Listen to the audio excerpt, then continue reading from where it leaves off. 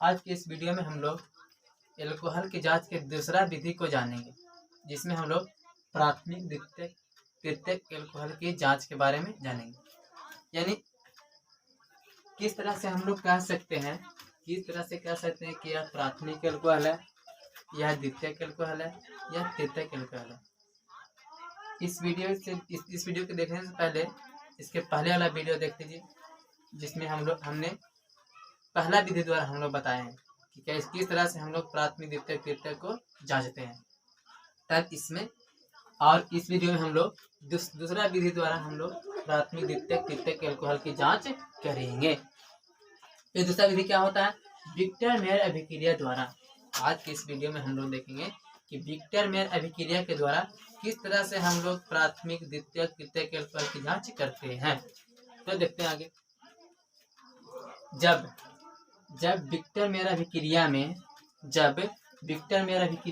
HI, AgNO2, HNO2 तथा NaOH को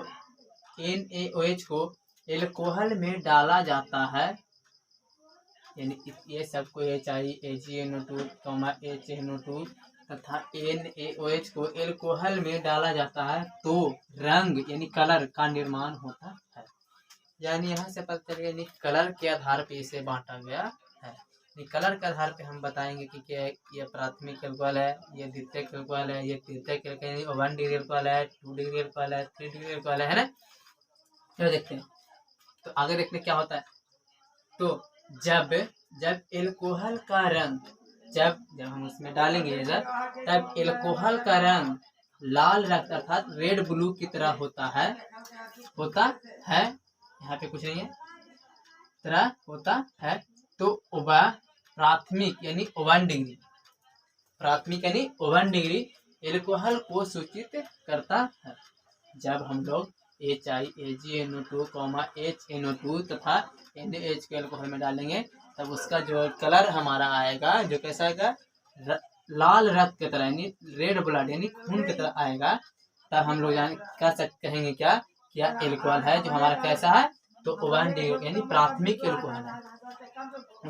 उसी तरह और जब रंग नीला यानी जब एल्कोहल का रंग क्या वैसा हो, नीला हो यानी ब्लू होता है तो वह द्वितीयक एल्कोहल 2 डिग्री द्वितीयक अर्थात 2 डिग्री एल्कोहल को सूचित करता है। जब एल्कोहल का रंग कैसा आ जाए, ब्लू कलर यानी नीला कलर आ जाए, तब क्या कहेंगे तो वह द्वितीयक एल्कोहल है। और जब एल्कोहल के रंग में कोई परिवर्तन नहीं होता है, जब हम ये सबको डालेंगे इसमें एल्कोहल में, तब एल्कोहल के रंग में कोई परिवर्तन नहीं होगा, तब हम कहेंगे क्या है, ये कैसा है। तब हम कहेंगे कि कैसा है, तो वह तृतीयक 3 डिग्री एल्कोहल को सूचित करता है। फिर से एक बार रिवाइज कर लेते हैं। क्या कहा कि जब हम किसे HI, AgNO2, HNO2 तथा NaOH को एल्कोहल में डालेंगे तब क्या होगा, कलर का निर्माण होगा। जब हम एल्कोहल में ये सबको डालेंगे तो कलर हमारा कैसा होगा, लाल रक्त यानी रेड ब्लू की तरह होगा। तब वह कैसा होता है, 1 डिग्री एल्कोहल यानी कि प्राथमिक एल्कोहल को सूचित करता है। और फिर से द्वितीयक एल्कोहल, जब हम ये सबको डालेंगे और हमारा कलर कैसा आ जाएगा, ब्लू यानी नीला। जब नीला आ जाएगा हमारा कलर, तब यानी हमारा कलर एल्कोहल का कलर, तब कैसा एल्कोहल उसको कहेंगे, तब उसे कहेंगे द्वितीयक एल्कोहल। कैसे कहेंगे, द्वितीयक एल्कोहल कहेंगे।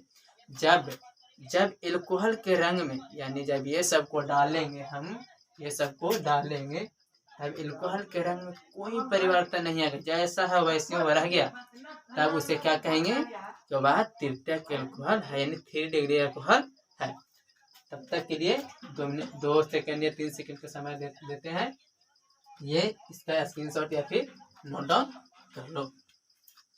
फिर उसके बाद रिएक्शन को बताने वाले हैं, यानी ये रिएक्शन किस तरह से होता है। प्राथमिक एल्कोहल में ये सबको डालेंगे तो किस तरह से रिएक्शन होता है, द्वितीयक एल्कोहल में डालते हैं तो किस तरह से रिएक्शन होता है, और तृतीयक एल्कोहल में डालते हैं तो किस तरह से रिएक्शन होता है, और हमारा कलर कैसा कब देता है।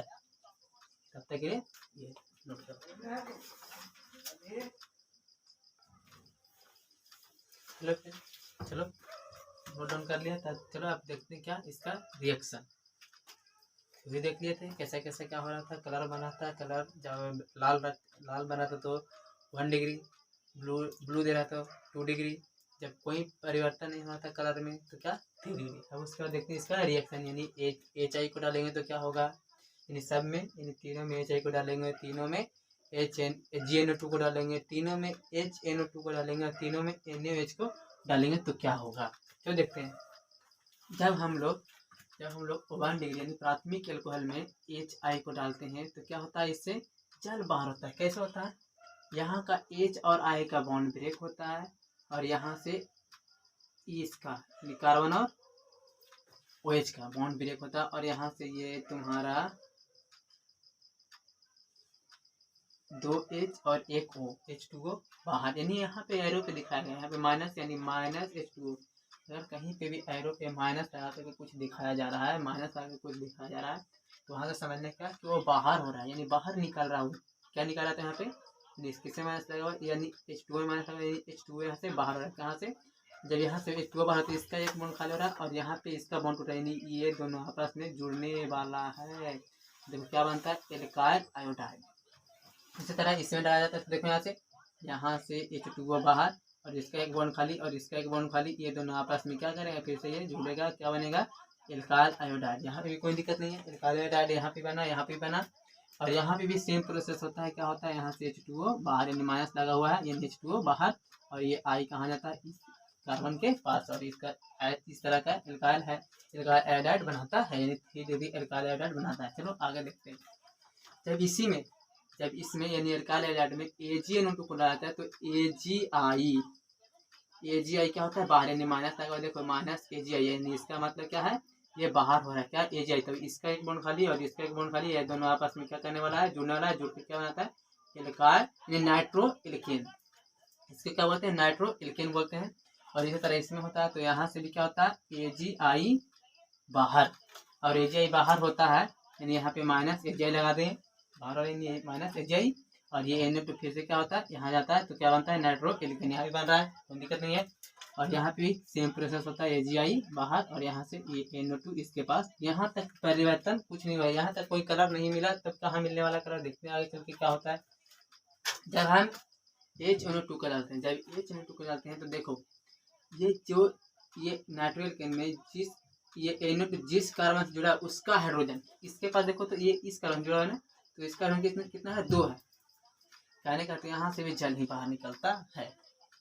तो कैसे निकलता है, तो यहाँ का जिस कार्बन से NO2 जुड़ा हुआ है, जिस कार्बन से NO2 जुड़ा हुआ है, जिस कार्बन से NO2 जुड़ा है उस कार्बन का हाइड्रोजन कितना हाइड्रोजन, इसके पास 2 हाइड्रोजन, और इसका एक ऑक्सीजन भाग लेता है किसमें, अभिक्रिया में।